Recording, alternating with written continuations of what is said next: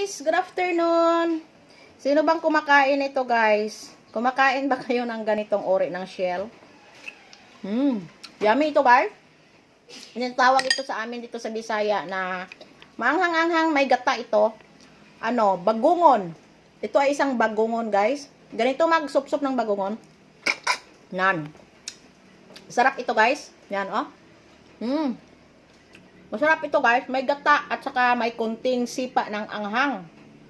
Yan. Kain tayo. Meron akong kunting sa inyo guys. Kwento. Hindi tayo, huwag kayong magtakot mag-share ng video ng kapwa ninyo content creator. Kasi, pwede tayong mag-share ng mga video ng ating mga kapwa content creator pagkatapos nating manood sa kanilang mga video, mag-react tayo at saka mag-share. Kasi, kahit sabihin nating yon, hindi natin nagustuhan kanilang video, at depende naman yun sa'yo kung i-share nyo or hindi. Pero, parang na rin ba, parang tulong na din natin sa mga kapwa natin content creator na i-share ang kanilang mga video. Huwag kayong matakot kasi, pwede ninyong i-share pagkatapos ng 3 hours or 4 hours, pwede nyo namang i-delete Delete nyo kaagad.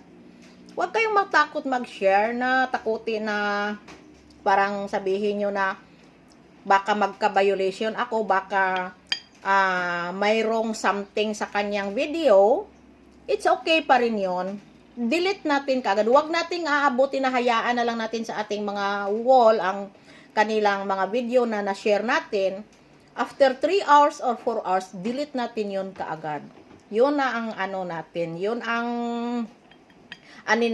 natin pag makashare tayo ng kanilang mga video sa mga kapwa natin content creator.